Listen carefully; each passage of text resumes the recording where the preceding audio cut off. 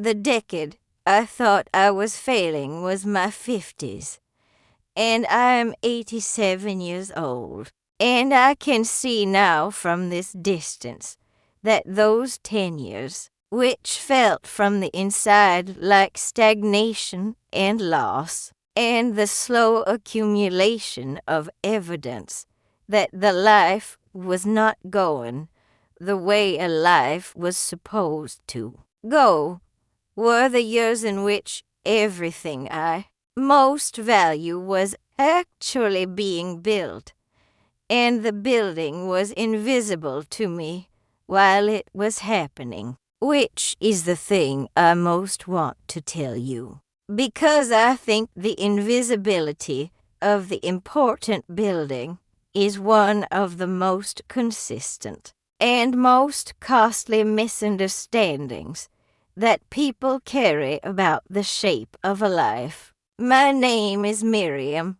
I'm 87 years old, and I spent the decade of my 50s believing I was falling behind, and I am only now able to tell you, from 30 years past it, what I was actually doing. I need to begin with who I was before the 50s, because the before is the context that made the 50s feel like failure. And the context is not incidental, is the necessary background for understanding why the decade looked the way it looked from the inside, and why the looking from the inside was so thoroughly and so consequentially wrong. I grew up in Philadelphia, the eldest of 4 children in a family that was Jewish and educated and organized around the specific values of a certain kind of mid-20th century professional aspiration. The values of a household in which achievement was the primary language of love, and in which the evidence of achievement was visible, external, legible to the world in the form of credentials and positions, and the recognized markers of a life that was moving forward in the direction that forward was supposed to go. My father was a physician, and my mother had been a school teacher before she married, and had the 4 of us, and between them they had installed in me, by the time I left for college in 1954, a thorough and largely unconscious understanding that the measure of a life was its visible trajectory, the upward line on the graph, that the right education and the right work and the right accumulation of the recognized markers produced when a person was doing what a life was supposed to do. I went to college and then to graduate school in English literature, and then into teaching at the university level, which was, in the 1960s and early 1970s, a genuinely difficult path for a woman, and one I navigated with the specific combination of genuine ability and considerable stubbornness that the difficulty required. I married in 1963 a man named David, who was a historian at the same university, and we had 2 children, a son named Benjamin, born in 1966, and a daughter named Rachel, born in 1969. And the life across the 1960s and 1970s was full and was demanding and was organized around the upward line on the graph in the way that the formation had prepared me to organize it. the tenure and the publications and the children and the professional recognition and the visible markers of a life that was moving forward in the way a life was supposed to move. I received tenure in 1975 and was promoted to full professor in 1981. And the promotions were genuinely earned and genuinely satisfying, and were, I understand now, the last of the unambiguous upward markers for a considerable stretch. The last of the things that the graph-oriented understanding of a life could point to clearly and say, there, that is the forward direction. That is the evidence that the life is proceeding as it should. What happened in my 50s, which began in 1988 when I turned 50, was not dramatic and was not a single event, but the accumulation of a series of things that individually were manageable and that collectively produced, across the decade, the specific and pervasive sense that the life was not going the way it was supposed to go, that the forward motion that the formation had defined as the measure of a life was stalling, and that the stalling was evidence of something failing, something going wrong, something that the upward line on the graph was recording as the deviation from the expected trajectory. I want to tell you the specific things, because the specific things are more honest than the general description, and because I think the people who most need to hear what I am going to tell you will recognize themselves in the specifics rather than the general. David and I separated in 1989 when I was 51. The separation was not a surprise in the sense of being unforeseeable, because the marriage had been in difficulty for several years, and we had both known the difficulty and had addressed it with varying degrees of honesty and willingness. But it was a surprise in the sense that the ending of a 26-year marriage is always a surprise regardless of how much the ending has been anticipated, because the anticipating and the arriving are different experiences, and the arriving is always somehow larger than the anticipating, always more present and more total and more reorganizing of the daily texture of the life than the anticipating could prepare you for. The separation was followed by the divorce in 1991, and the divorce was the first of the decade's significant losses to appear on the graph in the category that the formation understood as failure, the category of the things that were supposed to last and did not, the things that the right choices and the right effort were supposed to prevent and that had not been prevented. My mother died in 1990 between the separation and the divorce, which is the kind of timing that grief has no respect for. And the dying was the ordinary and devastating thing that the death of a parent is, the specific loss of the person who was the first and most formative context of the self, the loss that reorganizes the interior in ways that take years to fully understand and that do not announce themselves as reorganizing. While the reorganizing is happening, the book I had been working on for 7 years was rejected in 1992, not once, but comprehensively, by every publisher that the subject matter made relevant. And the rejection was professional rather than personal in the formal sense, and was, from the inside, as personal as anything I have experienced in my professional life. Because the book was the work I had invested the most of myself in,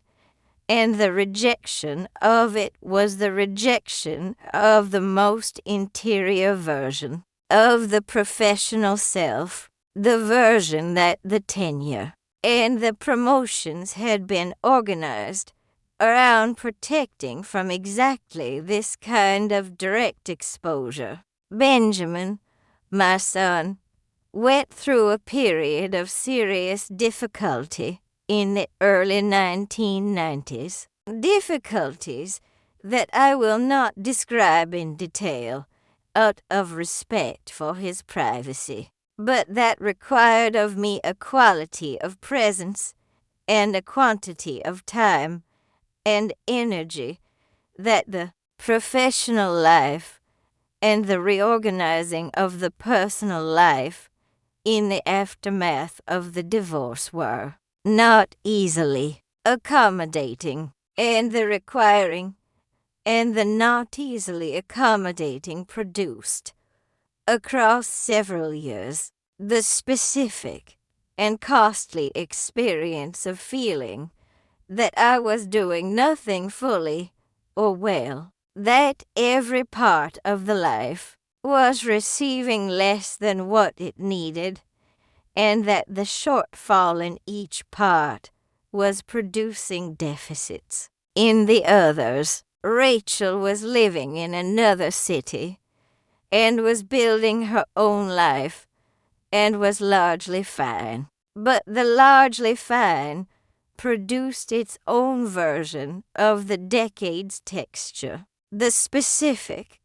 and somewhat unexpected grief of a mother whose child is no longer a child, and whose daily presence in the life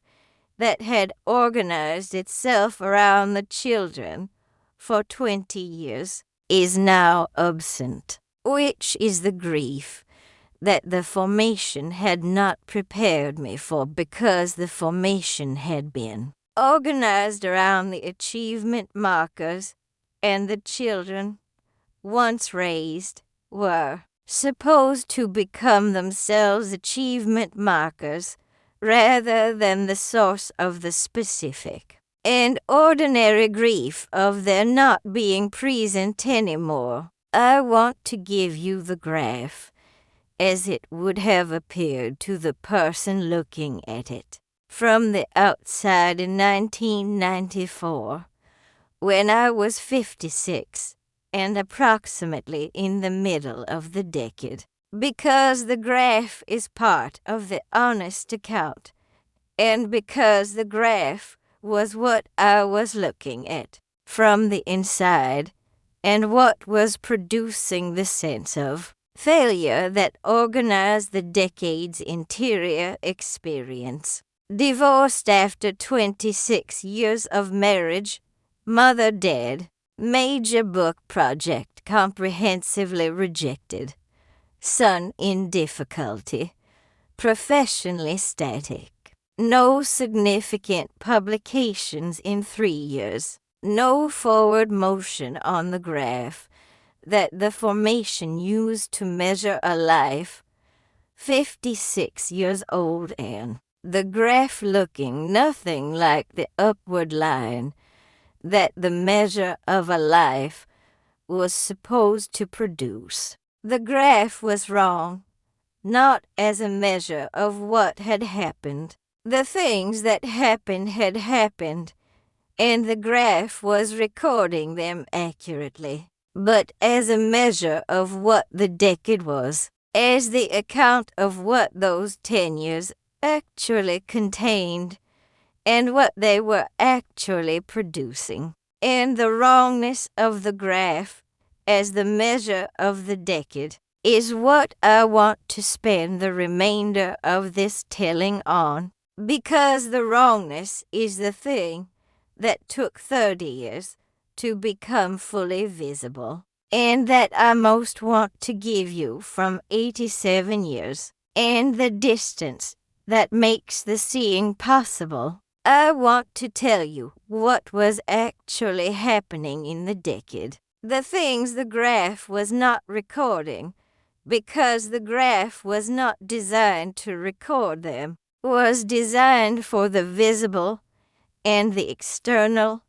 and the recognized markers, and was therefore constitutionally unable to see the things that were happening in the invisible and the internal and the unrecognized. The first thing that was happening was that I was becoming more honest. I want to say this as precisely as I can because honest is a word that gets used loosely. And the thing I mean by it is specific. The formation I had received, the graph-oriented measure of a life organized around the visible markers of achievement, had produced in me, across the decades of pursuing and receiving those markers, a particular and largely unconscious relationship with the interior life, which was the relationship of someone who is oriented primarily outward, toward the world's assessment of the trajectory, rather than toward the interior's assessment of whether the trajectory is producing the life the interior actually wants. I had been oriented outward with such consistency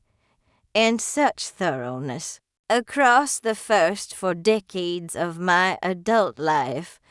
that the orientation had become invisible to me, had become simply the way I moved through the world rather than a choice about how to move through the world. The losses of my 50s, taken together, produced something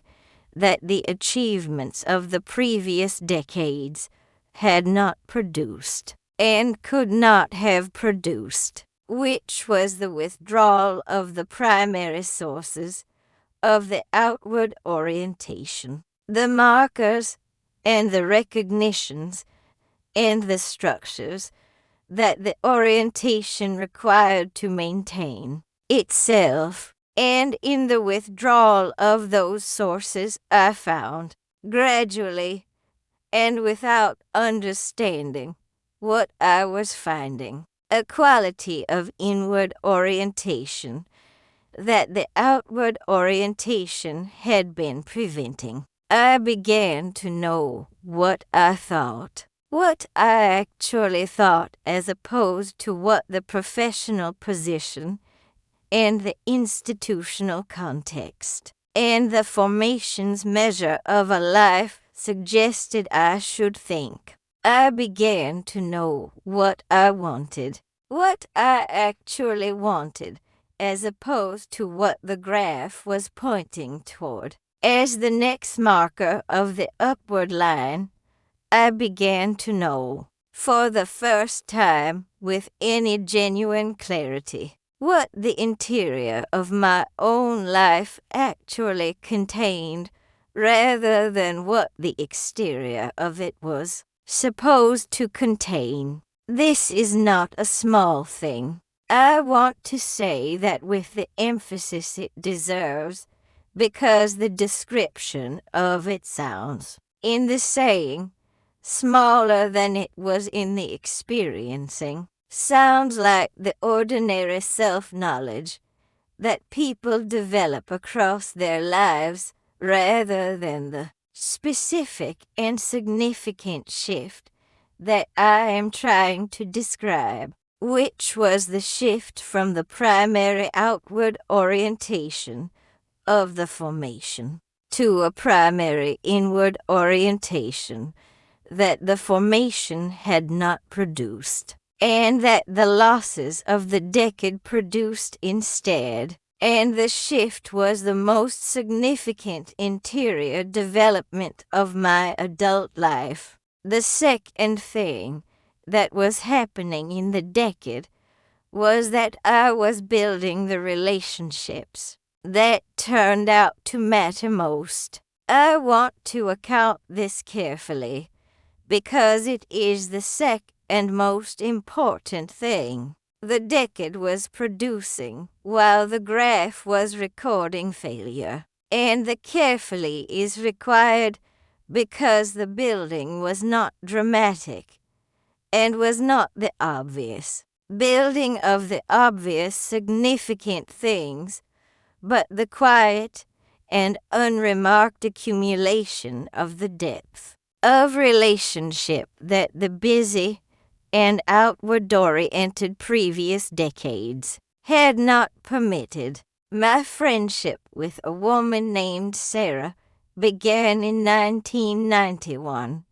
the year of the divorce, when we met in the specific way that genuine adult friendships are sometimes formed through the shared experience of a difficult thing. In this case, a faculty development program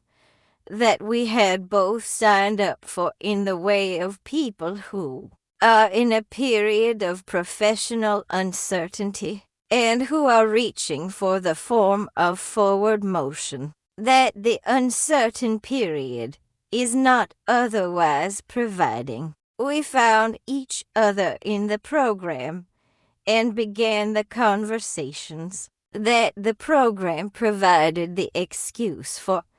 and that extended well past the program into a friendship that has now lasted 34 years, and that is, at 87, the primary human relationship of my daily life,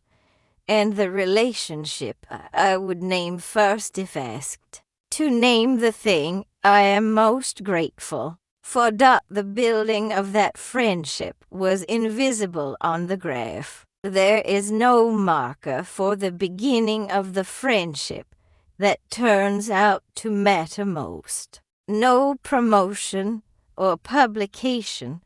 to record the accumulation of the conversations and the shared time, and the gradual deepening of the knowing of another person that a great friendship requires, and that my 50s were providing the conditions for in a way that the busy and outward-oriented previous decades had not. The graph had no place for Sarah, and the graph was therefore missing one of the most significant things the decade was producing. The relationship with Benjamin deepened in my 50s in ways that the relationship in the previous decades organized around my presence as the competent and achieving mother rather than the full and sometimes struggling person had not produced. His difficulties required of me a quality of presence that the achieving mother version of me had not been practicing, a quality of being fully in the difficulty alongside him, rather than managing the difficulty toward the resolution that the achieving mother would have organized everything around. And the being fully in the difficulty changed the relationship in the direction of the genuine, rather than the functional, produced between us the specific and rare quality of a parent-child relationship in which both people are actually known to each other rather than known in the roles the relationship had previously organized them into. I want to tell you about the writing that was happening in the 50s. Because the writing is the third significant thing the decade was building, while the graph was recording failure. And the writing is particularly instructive because it is the area in which the decade's invisible building and the graph's failure recording were most directly in conflict. The rejected book was the book of the formation, the book organized around the professional criteria of the academic field, produced with the full competence of a woman who had been successfully navigating the academic field for 25 years and aimed at the audience and the purposes that the field defined as the relevant ones. The rejection of it was painful and genuine, and I am not minimizing the pain or the genuineness of it, but the rejection also produced, across the 2 years following it, a question I had not previously had the occasion to ask, which was what I would write if I were writing for the reasons the interior offered rather than the reasons the formation offered, what the writing would be if it were organized around the things I actually thought and cared about, rather than the things the graph was pointing toward as the next marker. The answer to that question took several years to become clear, and was not clear in the years that it was becoming clear, which is the nature of the answers that the inward orientation produces, that they arrive slowly and from the inside rather than quickly and from the outside, and the slowness is part of what makes them invisible to the graph, which can only record the things that have already arrived rather than the things that are in the process of becoming. What I began writing in the mid-1990s, after the rejection and the slow years of the question, was different from anything I had written before, was organized around the interior rather than the field, and was addressed to the general reader rather than the professional audience, and was, in the form it was taking, something that the formation had not prepared me to recognize as the legitimate form of the serious work I was capable of. I wrote slowly and without confidence about what I was writing, which is itself evidence of the inward orientation the decade had been producing. Because the writing from the formation was always done with the confidence of someone who knows the criteria and is meeting them, and this writing was being done without the criteria, without the measure, without the graph telling me whether what was being produced was the forward direction. The writing produced a book that was published in 2001, when I was 63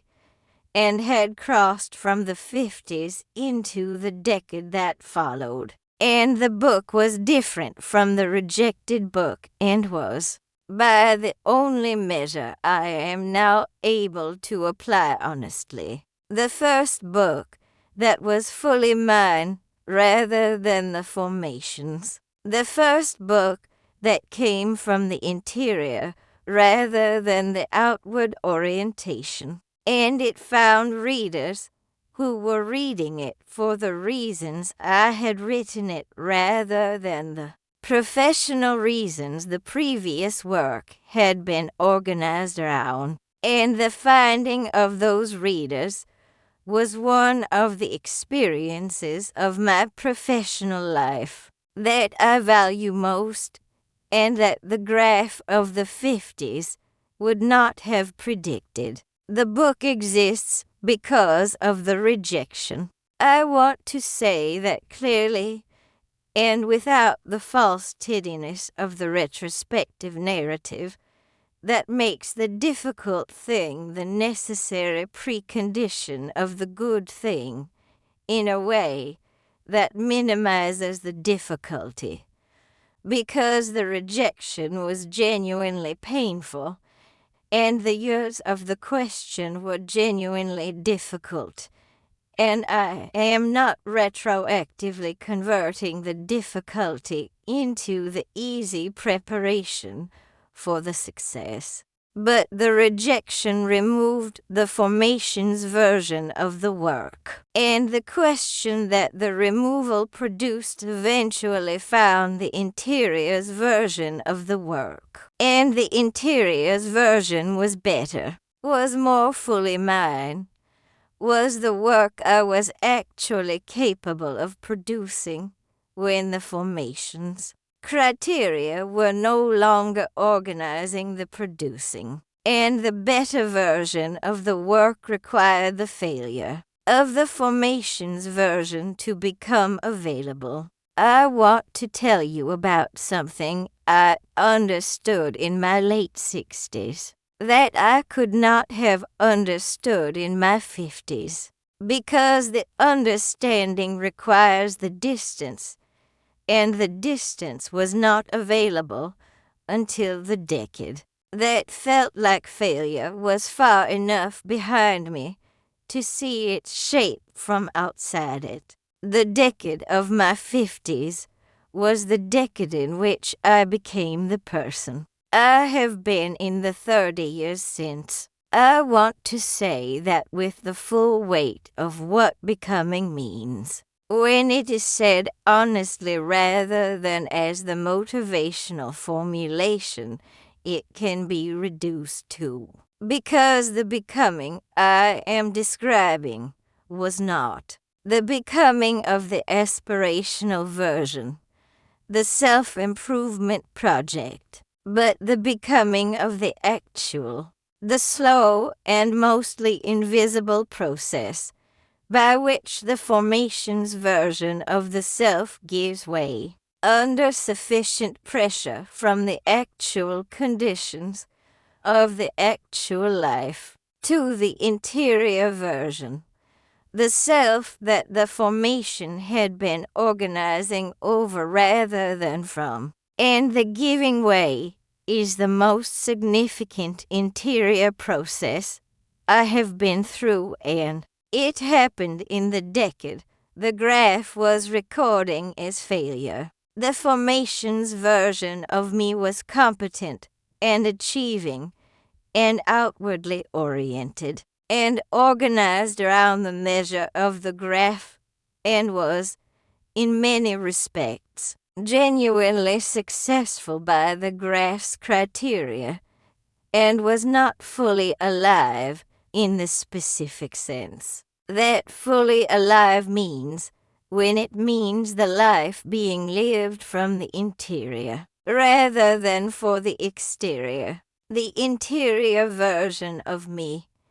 the one that the 50s were building while the graph was recording failure, is the person who has been present in the 30 years since. The person who built the friendship with Sarah, and the deep and relationship with Benjamin, and the writing that came from the interior,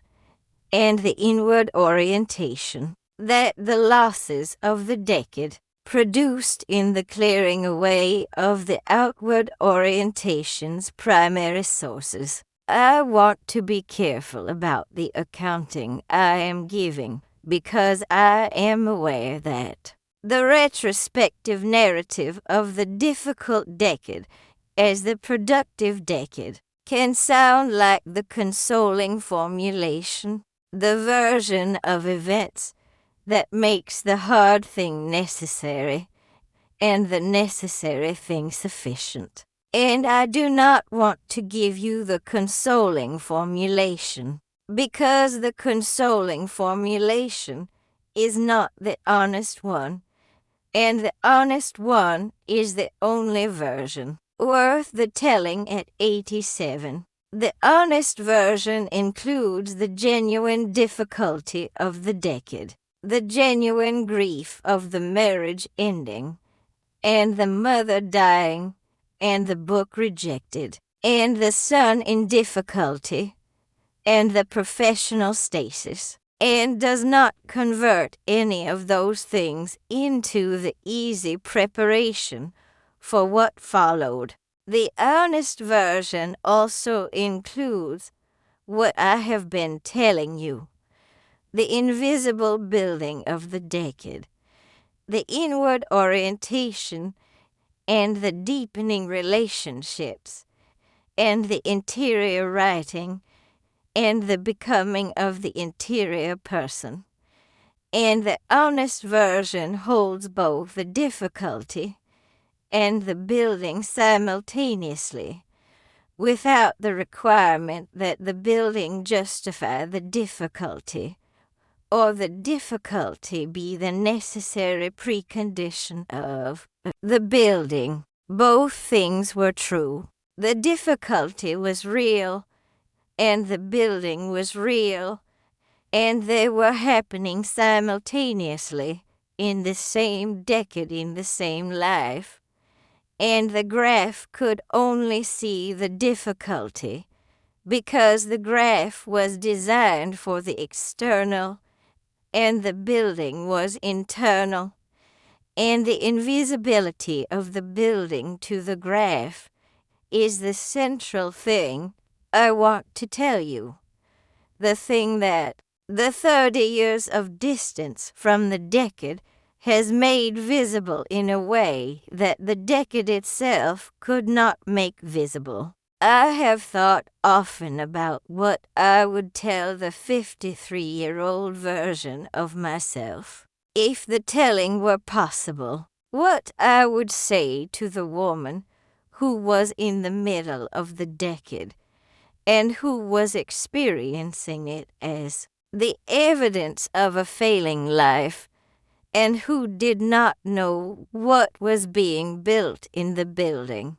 that the graph could not see. The telling is not possible, and the imagining of it is its own form of the retrospective narrative that I want to be careful about. The version in which the future self rescues the past self from the difficulty with the knowledge that the difficulty is productive, which is not the honest account of how the difficulty was actually experienced, and not the useful thing to give you. What I want to give you instead is the understanding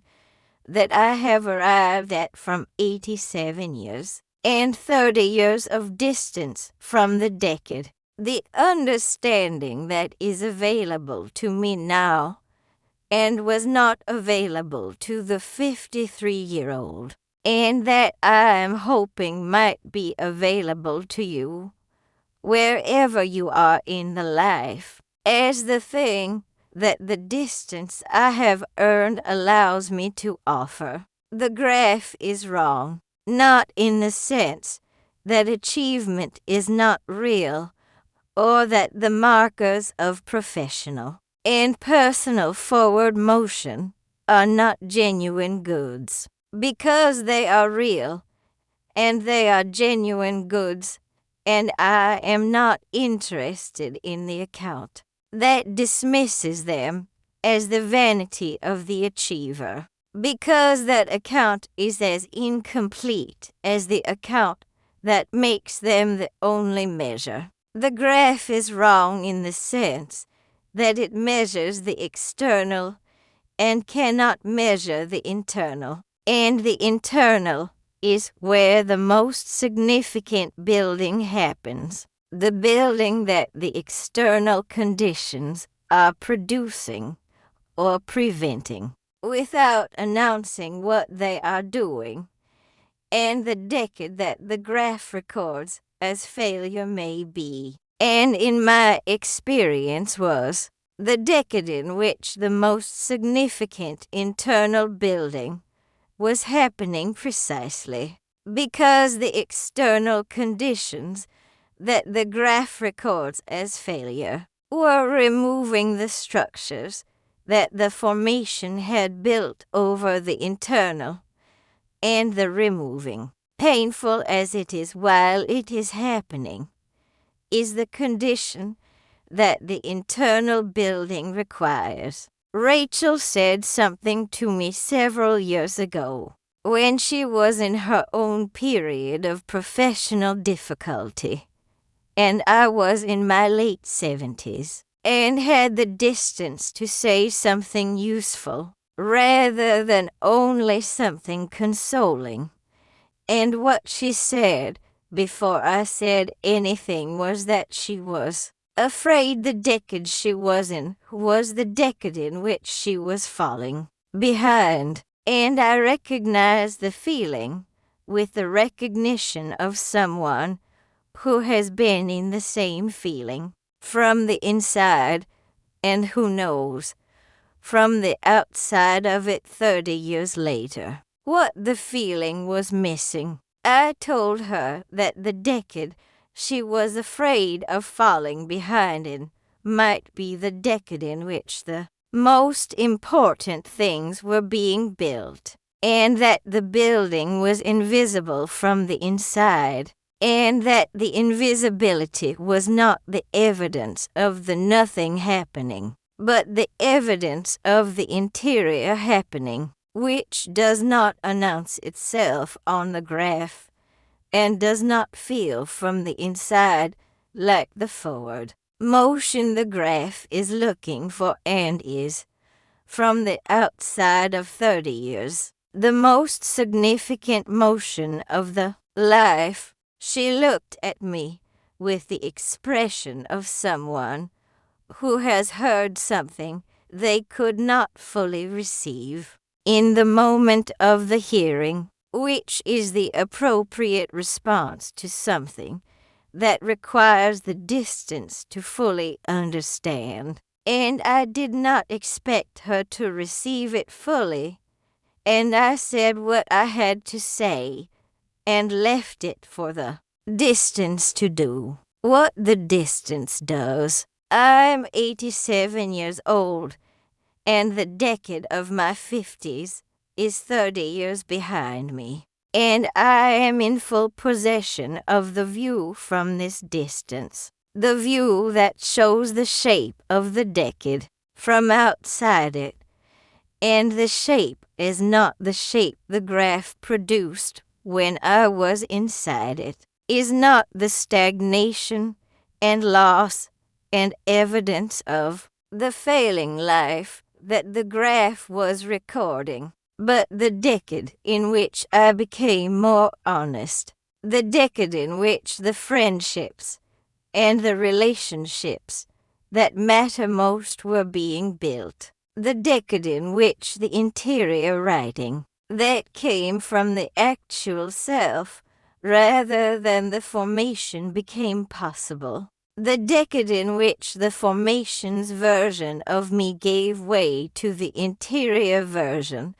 that has been the person I am for the 30 years since. I want to say directly to you, if you are in a period that the graph of your life is recording as failure, or stagnation, or falling behind, that the graph is not the full account. The graph is the external record, and the external record is always partial, and is most partial precisely in the periods when the most significant building is happening in the internal, where the graph cannot see, and where the conditions that the graph records as failure are often the conditions that the internal building most requires. the conditions of the clearing away of the formation structures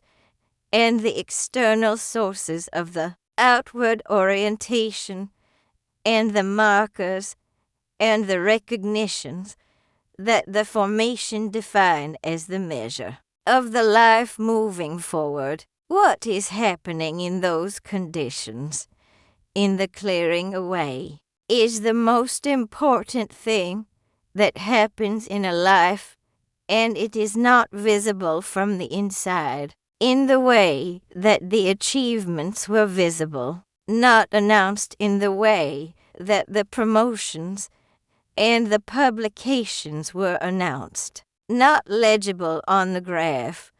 that the formation gave you as the measure of the trajectory, and the not being visible and not being announced and not being legible is not the evidence of the nothing happening, but the evidence of the inside happening. And the inside happening is, I'm telling you from 87 years and 30 years of distance from the decade that felt like failing,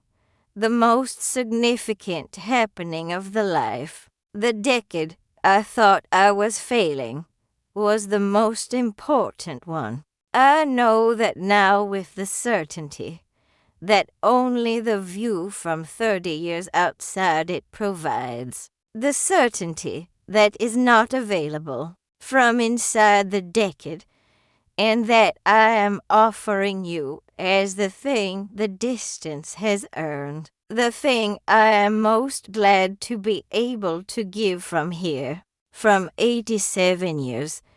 and the view that the years provide when you have lived enough of them to see the shape of what the earlier ones were actually building. It was enough, more than enough. The building was real, and it was mine, and I am here